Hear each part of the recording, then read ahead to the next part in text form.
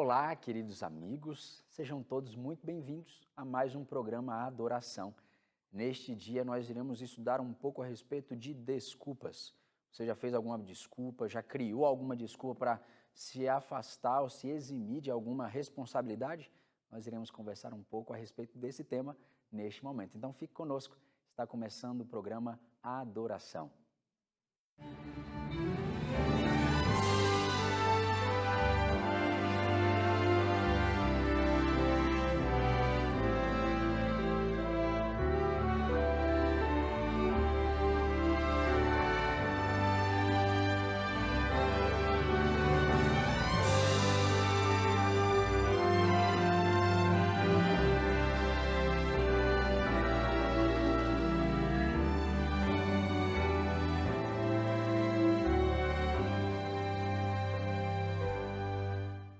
Muito bem, obrigado por aceitar o nosso convite de estar conosco em mais um programa especial. E por conta disso, eu quero te presentear com um manual muito especial, que inclusive é um lançamento da Rede Novo Tempo para você, que é o guia de estudos com o título A Origem de Tudo. Não sei se você já ouviu falar nesse estudo especial feito pelo doutor Michelson Borges. É um tema muito importante para a atualidade, falando um pouco a respeito daquilo que a gente crê, de onde viemos, para onde vamos. Se você tem o desejo de receber este manual em sua casa, é simples. É só entrar em contato conosco através do número 12 98244 4449. Ou você pode também entrar pelo nosso site novotempo.com/escola bíblica. Repetindo, 12 98244 4449 ou pelo site novotempo.com Escola Bíblica. Você vai receber em sua casa de forma gratuita esse presente da Rede Novo Tempo para você. Muito bem, eu havia mencionado na introdução de que hoje eu gostaria de falar com vocês a respeito de desculpas. Será que você em algum momento já criou alguma desculpa para se afastar de alguma responsabilidade? É muito comum isso acontecer e eu confesso que eu já fiz isso muitas vezes na minha infância, principalmente, na minha adolescência, juventude. Eu me lembro que às vezes eu era convidado para participar de alguma atividade na igreja e às vezes pelo nervosismo eu criava alguma justificativa para não participar daquilo. E tem uma historinha engraçada de que uma mãe não queria receber uma fulana na sua casa. E aí a pessoa ligou para a casa dela, já estava ali na porta e falou: amiga, eu estou aqui na sua casa. Aí ela colocou o filho para atender o telefone e falou: fala para ela que eu não estou aqui. Aí o menininho atendeu o telefone e falou: olha, a minha mãe está aqui do meu lado e acabou de me avisar que é para eu dizer que ela não está aqui em casa. Imagine a saia justa que essa mãe entrou por causa de uma desculpa. E quando a gente pensa no ministério de Jesus, agora trazendo para o contexto bíblico, Jesus ele foi um personagem que sempre foi rodeado de pessoas. Sempre as pessoas desejaram estar à sua volta. E muitas dessas pessoas, elas iam com diferentes intenções. Algumas pessoas tinham a intenção de ir até Jesus para encontrar descanso, curas, recompensas em algumas áreas diferentes. Mas fato é que por ele ser uma pessoa pública, ele sempre era visto e seguido por muitas pessoas. No momento em que Jesus escolhe dessa multidão 12 dos seus discípulos, ele tem o objetivo de que, através dessas pessoas, eles continuassem o ministério de Jesus depois que ele ascendesse aos céus. E Jesus chamou a muitos. Outras pessoas se ofereceram para se encontrar com Jesus e segui-lo. Mas neste dia, eu quero te convidar a, através do estudo da Palavra de Deus, encontrarmos uma história, um episódio, e nós iremos analisar as reações de algumas pessoas diante do convite que Jesus fez a elas e da intenção delas de aceitarem ou não este convite. E eu quero te convidar a abrir a sua Bíblia onde ela estiver, seja no seu celular, seja no computador, seja na palavra bíblica física. O importante é você acompanhar o texto bíblico que nós iremos estudar neste dia. E eu quero te convidar a abrir no Evangelho de Lucas. Lucas, lá depois de Mateus, depois de Marcos, terceiro dos Evangelhos, no capítulo 9. Abra a sua Bíblia no Evangelho de Lucas, capítulo 9, e nós iremos meditar nos versos 57 até os 62. Bíblias abertas, estão a postos para estudarmos. Eu quero te convidar a mais uma vez fechar os seus olhos para convidarmos aquele que é o mais especial para estar conosco e abrir as nossas mentes para compreender aquilo que temos para aprender neste dia. Vamos orar? Senhor nosso Deus, nós somos gratos a Ti, porque mais uma vez o Senhor nos dá a alegria de podermos cultuá-lo, de podermos aprender mais a respeito da Tua palavra, e nós temos consciência de que isso não é possível de ser feito sem a intervenção do Teu Santo Espírito. Então, por favor, Pai, que o Senhor possa conduzir este momento através da minha boca, que o Senhor fale e que o Senhor possa estar no lado de cada um dos que estão aqui assistindo, para que eles também consigam compreender aquilo que o Senhor tem para nos ensinar. Nos abençoe, é o que nós te pedimos por Jesus. Amém. Muito bem, como eu havia dito, Lucas capítulo 9, a partir do verso 57. E aqui diz assim: indo eles caminho fora, a multidão, né? Jesus estava ali junto com esse povo e uma pessoa, um personagem surgiu ali e disse: Mestre, seguir-te-ei para onde quer que fores. Olha que interessante. Uma pessoa chegou até Jesus e falou, a iniciativa era dele de falar: Mestre, eu quero te seguir.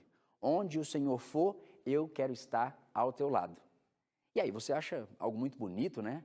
Uma pessoa vem até Jesus e se convida para estar ao lado do Mestre.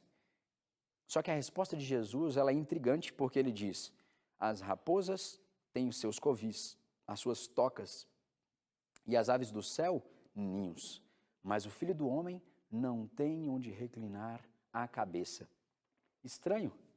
Talvez você imagine por que essa resposta, qual é o sentido que Jesus está trazendo diante desse episódio. Uma pessoa aparece até Jesus, quer estar ao lado de Jesus e ele traz essa resposta.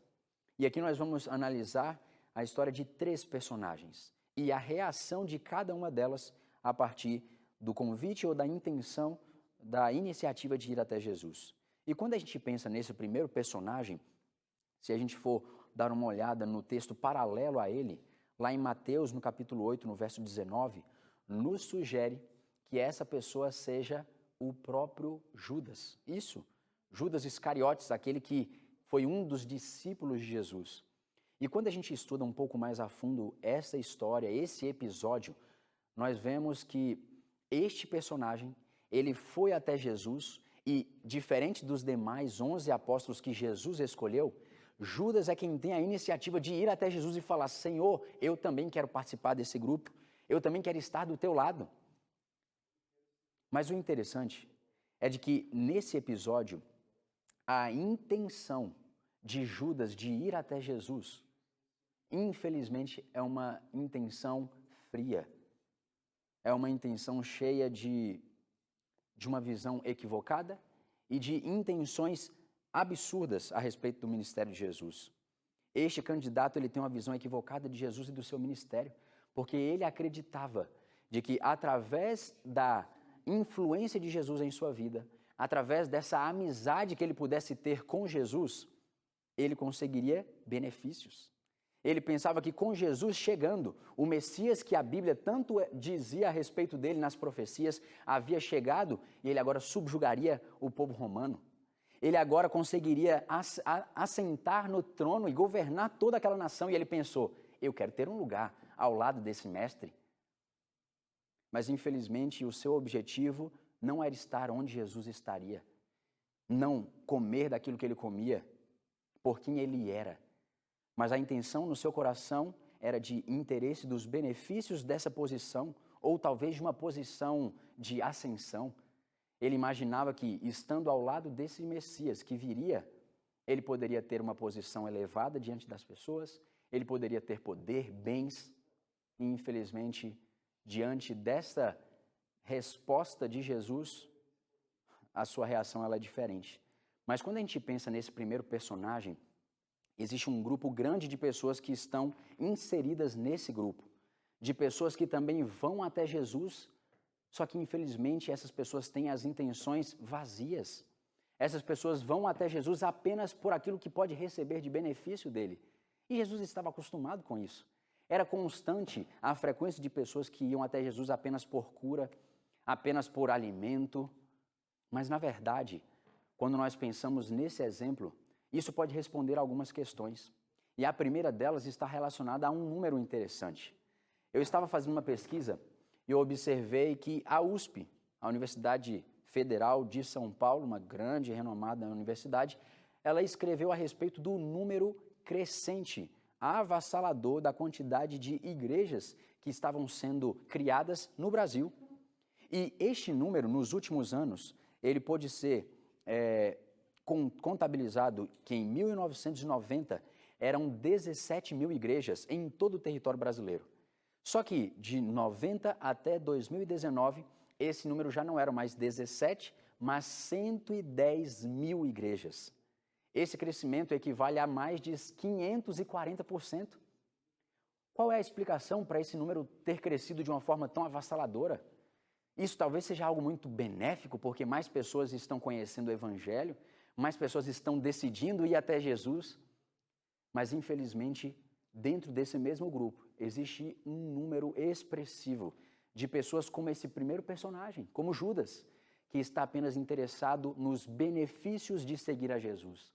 Não estão interessados apenas em estar com ele por quem ele é, mas estão interessados talvez em dinheiro. Tantas igrejas têm aí proclamado que se você fizer isso, aquilo, você vai ser próspero, você vai ser rico.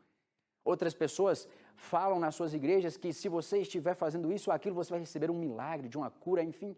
Tudo isso é muito bom. Mas Jesus está convidando pessoas para serem seus discípulos que estejam de corpo e alma dedicados a isso, que estejam decididos a entregar tudo o que tem neste mundo, porque Jesus é melhor do que qualquer uma destas coisas. E é por isso que a resposta de Jesus a este personagem, a Judas, ele diz: as raposas têm sua casinha, as aves do céu também têm a sua casinha, mas o Filho do Homem, e ele falando a respeito de si, ele fala: o Filho do Homem não tem nem mesmo onde reclinar a sua cabeça. Sabe o que ele está querendo dizer com isso? Que os seguidores de Jesus não terão uma vida de luxo. Diferente do que muitas pessoas pregam, a vida de discipulado, a vida de renúncia diante do cristianismo é de justamente falar: Senhor, essas coisas não são importantes para mim. Porque o próprio Jesus ensinou no Sermão do Monte que todas essas coisas, elas são possíveis de um ladrão roubar, da ferrugem corroer, da traça comer, nada disso importa. E é por isso que ele está falando: mais importante é você estar me seguindo, porque eu irei suprir todas as suas necessidades. Mas quando você vem com essa intenção de colocar e canalizar o seu amor nas coisas erradas, Jesus está falando para essas pessoas: não há espaço. Não há espaço, e mais à frente eu irei dizer o porquê. Mas nesse primeiro personagem, nós vemos que havia uma intenção, uma iniciativa, mas meramente por interesse em seus benefícios. Um segundo personagem aparece em cena, no verso 59, e ele diz: agora, diferente do primeiro personagem, Jesus é quem vai até essa pessoa e diz: segue-me. Jesus convida esse personagem e ele, porém, responde: permite-me primeiro ir sepultar o meu pai. E Jesus responde: deixa aos mortos os sepultar os seus próprios mortos. Tu, porém, vai e prega o reino de Deus. Eu confesso que este segundo texto me trouxe muita dúvida e inquietação por um bom tempo. Eu não conseguia compreender o porquê de Jesus estar impedindo esse personagem, essa pessoa, de sepultar o seu pai. Uma pessoa que dedicou a sua vida para que aquela pessoa estivesse naquele lugar. Por que ele agiu dessa maneira? Mas a verdade é que Jesus conhecia também o coração desse jovem. Ele sabia que esse pedido era meramente para ficar em sua casa, sem preocupação. O seu pai não estava no leito de morte, mas ele estava ali despreocupado, para que ele tivesse mais tempo, sem precisar tomar uma atitude e uma decisão de estar ao lado de Jesus. Isso poderia ter significado para ele um atraso indefinido. E as questões do reino, elas não podem ser adiadas. Uma evidência de que Jesus, de fato, não estava tendo frieza com o sentimento daquele personagem é que na cultura judaica, de onde o próprio Jesus cresceu, eles consideravam de grande importância o sepultamento de um ente querido. O dever do sepultamento Ele tomava procedência sobre o estudo da lei, o serviço do templo, desde os sacrifícios da Páscoa. Todos esses rituais eram muito importantes e todos eles estavam inseridos na leitura dos livros sagrados que eles tinham. Dessa forma, nós percebemos que Jesus ele não estava contradizendo a cultura judaica, pelo contrário. Ele sabia que aquela atitude daquela pessoa era de apenas receber mais tempo para poder fazer aquilo que ele gostaria de fazer. Nós podemos ver nesse episódio que quando nós falamos de vida espiritual, quando nós falamos de atitudes em relação ao evangelho que Deus nos mostrou, Jesus estava dizendo que o sepultamento é uma atividade em harmonia com aqueles que estão espiritualmente mortos. Já que eu já estou morto espiritualmente, cabe a mim me preocupar com as pessoas que já estão mortas também fisicamente. Mas se você é uma pessoa que não está morta espiritualmente, Jesus estava falando para ele e para nós hoje, o seu objetivo é de ir e pregar o reino de Deus. Porque nós devemos deixar o sepultamento dos que estão fisicamente mortos para os que estão espiritualmente mortos. Porque nenhuma outra agenda pode se interpor entre o discípulo e a pregação do evangelho do reino a todas as pessoas. Então nós vemos aqui dois personagens. O primeiro que vai até Jesus com intenções vazias, com interesses frívolos. Já um segundo personagem, ele é convidado por Jesus, ele coloca ali uma desculpa. Ele coloca uma barreira para que, de alguma forma, ele consiga sair da responsabilidade que Deus estava colocando sobre ele. E agora nós chegamos num terceiro personagem. E esse terceiro personagem, ele está aqui descrito nos dois últimos versos, 61 e 62. Esse terceiro candidato, ele é uma mistura do primeiro com o segundo. Porque essa pessoa, ela está disposta a seguir Jesus como o primeiro personagem. Porém, ele possui outras prioridades como o segundo personagem. Vamos ler? Verso 61, capítulo 9 de Lucas, diz assim: Seguir-te-ei, Senhor, ele disse, mas, antes disso acontecer, deixa-me primeiro despedir-me dos que estão na minha casa. E Jesus respondeu, ninguém que, tendo posto a mão no arado, olha para trás, é apto para o reino de Deus. Mais uma vez, nós vemos aqui um terceiro personagem. Esse personagem, ele agora tem a decisão de ir até Jesus. Mas ele propõe, antes de assumir um compromisso com Cristo, antes de aceitar este chamado de ser um discípulo de Jesus, ele gostaria de antes ir à sua casa, despedir dos seus amigos. E esta atitude correria um grande risco dessas pessoas o convencerem de ficar mais um pouco, de não aceitarem esse convite, porque talvez fosse muito difícil. Ele iria abrir mão de alguns benefícios da sua juventude, talvez ele não conseguiria fazer tudo aquilo que ele gostaria de fazer.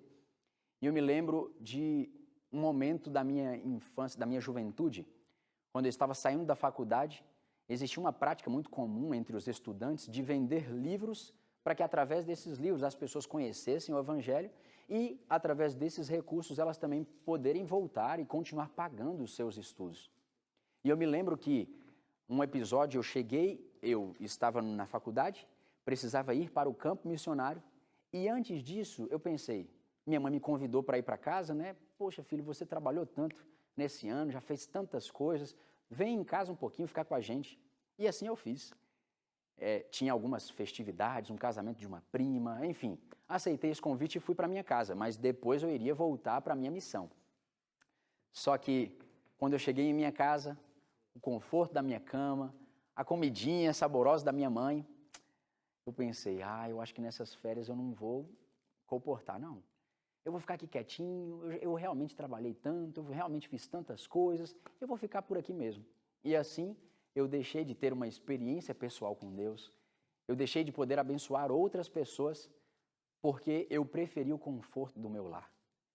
Quando essa pessoa, esse personagem, chega até Jesus e fala, Senhor, eu quero te seguir, mas eu quero antes voltar para minha casa, Jesus já sabia das preocupações que haveriam nessa atitude de ir até aquela casa.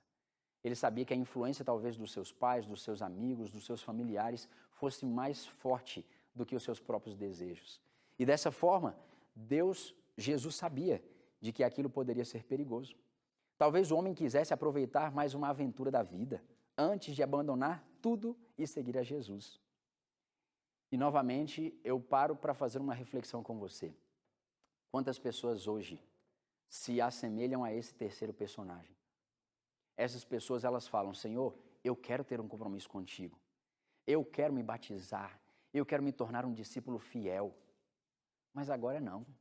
Eu estou tão jovem. Você já ouviu essa frase? Ou você já declarou essa frase? Enquanto eu pregava em conferências de evangelismo, elas eram muito constantes. Elas eram muito frequentes, de pessoas que diziam: pastor, eu ainda não estou preparado. Pastor, eu tenho tanto para viver, eu sou tão jovem. Se eu me batizar, pastor, eu não vou mais poder comer o que eu quero. Eu não vou mais poder ir nas festas que eu quero ir. Eu não vou mais poder fazer tudo aquilo que eu quero com as mulheres, com os homens, nas festas, enfim. E aí eu pensava: poxa vida, essa pessoa ainda não sabe o valor que é seguir a Cristo. Infelizmente, as pessoas, elas pensam que quando abrem mão de algumas coisas para seguir aquilo que Jesus está nos dizendo, isso é uma perda, isso é uma tragédia, isso é uma coisa ruim, mas pelo contrário. Quando a gente vê no capítulo 1 do Salmo, o primeiro Salmo da Bíblia, é dito que a pessoa que é fiel e obediente aos mandamentos de Deus, ela é como uma árvore plantada junto às águas. É uma pessoa que as suas folhas não caem, tudo que ela fizer prosperará, quando ela tem o amor de Cristo em seu coração. E as pessoas, elas acham que o abrir mão das coisas mundanas, seculares, das coisas que afastam e separam de Deus, isso vai ser algo ruim. E elas pensam: eu preciso usufruir disso um pouco mais. Eu não quero sair dessa comodidade. Eu não quero ter esse trabalho de abrir mão de coisas que eu tanto amo por amor a Jesus.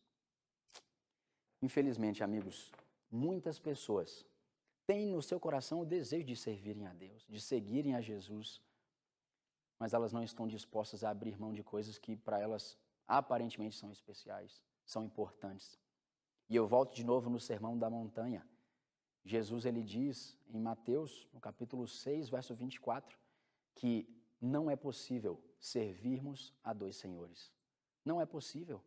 Quando eu tenho a minha vontade a uma pessoa, mas o meu coração está voltado para outra, é impossível equilibrar essa balança. Ele mesmo diz mais à frente que um será amado e outro odiado. Não tem espaço nessa relação com Deus de uma pessoa que está olhando para frente e ao mesmo tempo olhando para trás, indo em uma direção e ao mesmo tempo para a oposta. Isso não é possível. E é por isso que ele usa o exemplo no verso 62. Ninguém que tendo posto a mão no arado olha para trás é apto para o reino de Deus. O que ele está querendo dizer com essa analogia? O arado era uma ferramenta muitas vezes utilizada na agricultura, em que um animal puxava essa ferramenta e a pessoa que estava aqui com ela, às vezes era puxado, às vezes ela era manual apenas com a pessoa, ela é que fazia os sulcos, os buracos ali na estrada para que depois fossem jogadas as sementes. Mas enquanto você estava fazendo essa manobra, se você olhasse para trás, era normal de você desequilibrar, de você mudar o rumo daquele suco, e isso fazia com que a colheita não fosse bem sucedida e aquele terreno fosse irregular. Da mesma forma, Deus está falando para mim e para você que não é possível, não existe espaço no reino de Deus para distrações nem para saudosismo. De a gente ficar olhando para trás e pensando: nossa, como eu queria fazer isso, como eu queria fazer aquilo. Eu não sei se você se lembra de um personagem da Bíblia, a mulher de Ló. A mulher de Ló, por ela estar presa nas coisas do passado, por ela estar presa nos seus bens que ela havia deixado para trás, familiares e amigos, ela perdeu não só a sua vida naquele momento, mas a eternidade. Eu não sei se você é esse personagem que hoje está numa luta espiritual entre decidir por amar a Jesus, de segui-lo, mas ao mesmo tempo preso a um relacionamento que te afasta de Deus, preso a algum tipo de comportamento que te afasta e separa dele, alguma coisa que você ama. Jesus está querendo dizer para mim e para você: vale a pena ser fiel a mim. Que aproveita o homem ganhar o mundo inteiro e perder a sua alma. Ele disse isso. Tanto aqui no capítulo 9, nós vemos isso no verso 25, como também em Marcos 8, 36. Não é possível e não vale a pena você adquirir tudo que esse mundo possa te oferecer se você perder a sua alma, se você perder a sua vida eterna. E aqui eu trago uma citação, caminhando para o final dessa reflexão, no livro Testemunhos, no volume 3, na página 500, e você pode procurar depois, que diz: nenhum laço terreno, nenhuma consideração terrena devia pesar um só momento na balança contra o dever, a causa e obra de Deus. Jesus cortou a sua ligação com todas as coisas para salvar um mundo perdido. E ele requer de nós consagração plena e total. Há sacrifícios a serem feitos pelos interesses da causa de Deus. Olha que forte. Nenhum laço terreno, nenhuma consideração terrena deveria pesar um só momento na balança contra o dever, a causa de Deus. Será que tem algum laço que tem te segurado neste mundo? Será que tem alguma influência que tem te afastado de tomar a decisão de seguir a Jesus? Queridos, a gente precisa seguir o exemplo de Cristo, que abriu mão do céu, da majestade, do ser Deus para se tornar humano, para viver entre pecadores, para nos salvar. Quem ama seu pai ou a sua mãe mais do que a mim, não é digno de mim. Quem ama o seu filho ou a sua filha mais do que a mim, não é digno de mim. E quem não toma a sua cruz e vem após mim, não é digno de mim. Isso está escrito em Mateus capítulo 10, versos 37 e 38. Jesus está falando para mim e para você que nem mesmo as pessoas que a gente mais ama devem substituir o seu lugar de supremacia, de primazia em nosso coração. Querido amigo, querida amiga, hoje você também precisa tomar uma decisão em seguir a Jesus. Nós temos exemplos de personagens que foram até Jesus com intenções erradas, que foram até Jesus, mas que preferiam tomar mais um tempo até tomar essa decisão de fato, e um outro que é convidado pelo próprio Jesus e rejeita. Sabe qual deve ser a nossa atitude? Semelhante à do apóstolo Levi, que quando Jesus o convida, ele se levanta, deixa tudo e o segue. O que Jesus está falando para mim e para você neste dia é que vale a pena ser fiel a Deus. Vale a pena, a despeito de qualquer circunstância, ser fiel a Ele, porque a coroa da justiça está preservada e preparada para mim e para você. Ele tem algo muito maior para nós, a eternidade ao seu lado, sermos semelhantes a Ele. O que você precisa fazer é simplesmente amá-lo de todo o coração, deixando para trás qualquer interferência, qualquer obstáculo e qualquer barreira, porque Ele quer te salvar. E isso é o melhor que Ele pode te dar. Amor genuíno e verdadeiro. E eu sei que isso só é possível com a intervenção do Espírito Santo. E é por isso que eu quero te convidar a, neste momento, fechar os seus olhos onde você estiver, para clamarmos por misericórdia e ajuda dEle, para vencermos as adversidades e o orgulho do nosso coração. Vamos orar?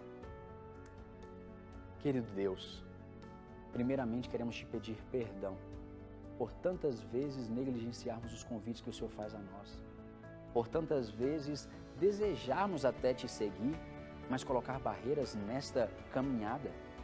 Por favor, Pai, limpe o nosso coração, transforme os nossos desejos e vontades, para que dessa forma nós sejamos fiéis a Ti até o fim. Nos abençoe, Pai, e nos dê forças para essa caminhada, é o que te pedimos por Jesus. Amém.